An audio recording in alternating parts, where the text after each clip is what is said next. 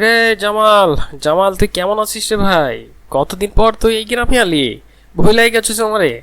তোরে কতদিন দেখি না রে ভাই, তুই আমার তো তোরে খুবই মন চাইতেছে দেখার লেগা। যাক তুই আইসোস, আয় চল তোরে ঘরে বসে কিছু ভাত টাত খাওয়াই। চল চল ঘরে চল, এই ঘরে কত তো সময় একসাথে কাটাইছি। তুই আমারে ভুলাই গেলি। যাক তুই যে সরকারি চাকরি পাইছোস, আবার এই এলাকার মধ্যে আইলে আমার সাথেও দেখা করার জন্য আইসোস, খুবই খুশি খুশি রে ভাই। তুই কিন্তু এতদিন পর কিন্তু মাঝে মাঝে তো একটা চিঠিও লিখতে পারতি আমারে, সেগুলো লিখে না লেখা টেখা তাইলে তুমি এতদিন পর হুট করে আইলা। যাক দেখে তোমার খুব ভালো লাগলো, আর তোর পোশাক আশাক দেখে তো খুব ভালো লাগতেছে আমার। তো সাহেব হয়ে গেছিস তুই না? তোর আগে কত এই মাঠে খেলাধুলা করাইছি, আমি নিজের হাতে তোরে মানুষ করলাম, একটা চিঠিও লেখাস নাই আমারে, এই জন্য কিন্তু খুব কষ্ট পাইছি আমি মনে মনে। ওকে যাই হোক, তোর জন্য কি না করলাম না জীবনে। আচ্ছা ওই বিষয়গুলো পরে দেখা হইব না। তুই যে সরকারি চাকরি পাইছিস, আমার সব কষ্টটা কিন্তু দূর হয়ে গেছে বুঝছস। চল তোরা ঘরে নিয়ে কিছু খাওয়াই। ওকে, এরপরে আমরা দুই ভাই মিলা খুব কত গল্প টল্প করবো, আর বর্তমানে এলাকার কি অবস্থা সেটাও তোর একটু জানাবো। আর তোর নিয়ে কিন্তু এলাকার সব জায়গায় ঘুরবো। ওকে, আমার কষ্ট ফলে যায় নাই। তোরে নিয়ে যে আমি এত স্বপ্নে দেখছি, সকল এলাকাবাসী জানবে এবার আমার ভাইটা সরকারি চাকরি পেয়েছে নাকি। ধরো ভাইজান, তুমি কিভাবে কথা কইতেছো আমার সাথে? একটু ভালোভাবে, একটু ভদ্রতা অনুযায়ী কথা বলো। তুমি দেখো না আমি কিভাবে আছি।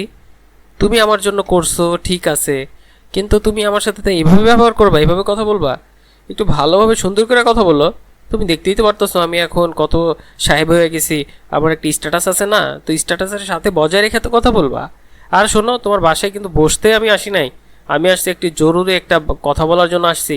আমি হুট করে আসছি যাতে তোমার এই বিষয়টা বলবো, এবং হুট করে কাজটা শেষ করে আমি চলে যাব। দেখো আমাদের বাবা মা তো এখন নাই, তাহলে আমাদের কি করতে হবে? আমাদের এই যে বাড়িটা যে আছে, এই জমিটা, এই 10 শতাংশ জমির মধ্যে যে বাড়িটা, তো এই বাড়ির জায়গা সহ এই বাড়িটা বিক্রি করা লাগবে। আর যেহেতু তুমি আমাকে লালন পালন করছো, আমাকে বড় করছো, লেখাপড়া করছো, সেই ওসিলায় তোমাকে ঘরটা আমি দিয়ে যাব। ঘরটা লাগবে না, তবে 10 শতাংশ জমির মধ্যে তুমি 4 শতাংশ রাখো, ওই ঘরটা থাইকো, আর বাকি 6 শতাংশ আমার লাগবে। এই টাকাগুলো আমি দিয়া আমি ঢাকাতে ব্যবসা করব। ওকে, তাহলে তুমি আমার এই জমিগুলো লিখে দাও, যেহেতু বাবা তোমার নামে এই জমিটা লিখে দিয়ে গেছে, এই জন্য আমি তোমাকে এর কাছে আসছি। ওকে, এমনি আধিক্যতার জন্য তোমার কাছে আসি নাই, তো কাজের জন্য বা প্রয়োজনের জন্য আসছি।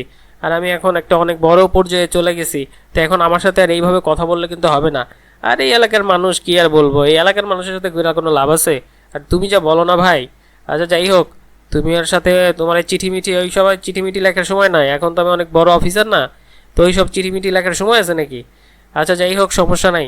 তোমার যেটা বলতাছি, আমাদের তাড়াতাড়ি এই দলিলপত্র দিয়ে দাও, আমি 6 শতাংশ জমি বিক্রি করে আমি ব্যবসা করব। আর যাই হোক, এই বিষয়গুলো ওই মেম্বার চেয়ারম্যান আছে, ওদের কাছে বিষয় বলার দরকার নাই। তুমি এটা আমার আপোষই দিতেছো ভাই হিসাবে, এইটাই সবারই বইলো যে আমার ভাই একটা ব্যবসা করবে, এই জন্য জমিটা বেচতেছি। ওকে, এই বিষয় নিয়ে কিন্তু আর কোনো মাতামাতি নাই, আর আমি ঘরে বসার জন্য আসি নাই। তুমি তাড়াতাড়ি দলিলটা দিয়ে দাও, আমি দলিল পাই আইলেই আমি চলে যাব। ওকে, 6 শতাংশ জমি আমি বিক্রি করব। ভাইজান তুমি এটা কি কও?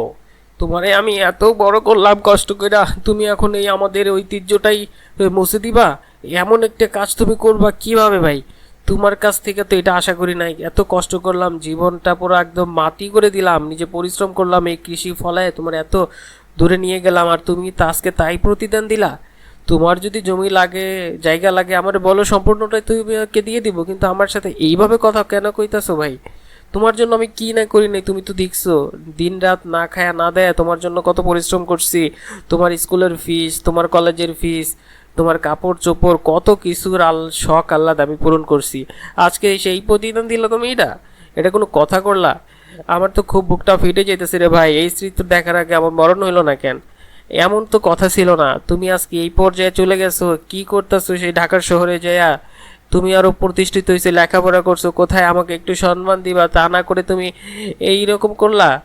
আমি খুব কষ্ট পাইছি ভাই। তুমি এই কাজ করবে আমি জীবনেও ভাবি নাই। তোমার জন্য আমি কি করি নাই সেই সব কিছু ভুলে গেলা। দেখো ভাইজান, তোমার এই কান্নাকাটি দেখে আমার কোনো লাভ নেই। আমার দরকার হয়েছে, জমির কিছু টাকা পয়সা লাগবে, এই জন্য তোমার কাছে আসছি। এখন তুমি যদি ভালোই ভালোই না দাও, তাহলে আমি মেম্বার চেয়ারম্যানের কাছে যাই, আর সালিশ বসায় কিন্তু এই টাকাটা আমি নিয়ে নিব। তো ধরো এই জন্য যাইতে চাইতেছি না, অনেক কষ্ট করে আমাকে মানুষ করছো, এই জন্য কিন্তু তোমাকে আমি এই সম্মানটা দিতেছি, নাহলে কিন্তু সেটাও দিতাম না। তুমি কষ্ট করছো, সেই পরিশ্রম, সেই মেধা তুমি আমার উপরে দিছো, প্রশ্ন সেটা আমি মানি, সেটা অস্বীকার করতেছি, কিন্তু আমার এই প্রয়োজনে এটা লাগবে, কারণ আমি এটা দিয়ে খুব একটা ভালো একটা ব্যবসা করবো, ব্যবসাটা আমার লাগবে। তো তুমি আমাকে এটা সহজভাবে দিবা কি দিবা না, হ্যাঁ বা না, এই বিষয়টা বলে দাও। আমি কিন্তু এখান থেকে এই দলিলটা নিয়েই চলে যাব। ওকে, আমি কিন্তু তোমার কোনো কথাই মানবো না। তুমি একটু তাড়াতাড়ি দলিলটা দিয়ে দাও, আমি জমিটা বিক্রি করে কিছু টাকা নিয়ে ব্যবসা করব। ছোট ভাইয়ের এমন পরিবর্তন আর কথা শুনে পুরাই বেহুশ হয়ে যায় সে লোকটি। বড় ভাই ভাবে যে কার জন্য কি করলাম, নিজের জীবন উৎসর্গ করে ছোট ভাইকে মানুষ করলাম, এই তার প্রতিদান দিল আজ। এই বিষয়টি ভেবে সে হাঁটতে হাঁটতে মেম্বারের কাছে চলে যাচ্ছে। কৃষক ক্ষেত পার করে তারপরে অনেকগুলো গ্রাম পার করে যখনই সে যাবে মেম্বারের কাছে, তখনই তার মনে পড়লো যে ভাইয়ের সাথে আরও কিছু কথা বাকি আছে। তার ছোট ভাইকে একটি কথা বলবে, সে কথা পর যদি সে বুঝে তাহলে কিন্তু সে তার ভাইকে কথা মেনে নেবে। যদি সে না মানে তাহলে আর কিছু করার নেই, মেম্বারের কাছেই যাবে সে। এরপর আবার ঘুরে ফিরে সে বাড়িতে আসে এবং বাড়িতে আসে তার ভাইয়ের মুখে মুখে আবার হয়, এই ছোট ভাই শোন, তোরে আমি যে কথাটা কই, দেখ মাথা একটু ঠান্ডা কর, আসল কাহিনীটা কি সেটা আমার খুইলা কর। ওকে, তোর টাকা লাগবো কি লাগবো না লাগবো তাই বলে তো এই ঐতিহ্যটা বিক্রি করে দেওয়া যায় না। তোর কি লাগবে আমারে কর, আমি তো তোর সব আল্লাহ শখ আল্লাহ তো পূরণ তো করছি। এখন তো বলবি যে কি আসল কাহিনীটা কি, হঠাৎ তোর কেন টাকা লাগতেছে, এই বিষয়গুলো আমার সাথে শেয়ার কর, দেখি কোনো সমাধান করতে পারি কিনা।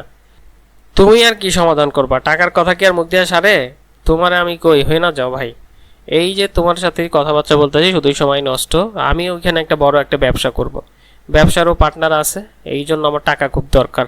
আর এই জমির থেকে এখানে তো আমার তো আর থাকার ইচ্ছাও নাই, তুমি একটু দ্রুত একটা ব্যবস্থা করে দাও, আমি টাকাটা নিয়ে যাই আর আমি ওইখানে ব্যবসা করব, টাকা হবে। তখন বড় ভাই বোঝালো, দেখো এই ভাই শোনো, তোমার টাকা প্রয়োজন তাই বলে আমাদের ঐতিহ্য তো বিক্রি করা যাবে না। তোমার এটা বুঝতে হবে, এটা আমাদের বাবা মার রেখে যাওয়া আমানত। এইখানে আমরা যদি কোনো কিছু করি অবশ্যই আমাদের ঐতিহ্য বিলীন হয়ে যেতে পারে। তোমার টাকা লাগবে, আমি কিছু টাকা জমানো আছে, এই টাকা দিয়ে তুমি কাজটা সারো, কিন্তু কোনোভাবে আর ভবিষ্যতে এই জমি বিক্রি করার কথা বলা যাবে না, কারণ এখানে জড়িত রয়েছে তোমার বাবা অর্থাৎ আমাদের বাবা মায়ের সব স্মৃতি।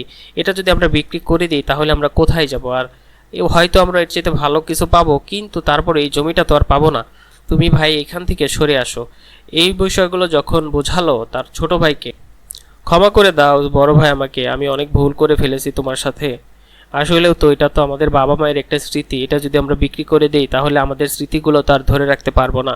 আমাকে ক্ষমা করে দাও ভাই, এই জমি দখলের যে চেষ্টাটা আমি করেছি এজন্য আমি অনেক কৃতজ্ঞ। আমি আসলে ওই বিষয়টা খুবই খারাপ করেছি, তোমার সাথেও খারাপ ব্যবহার করেছি, আমাকে ক্ষমা করে দাও ভাই।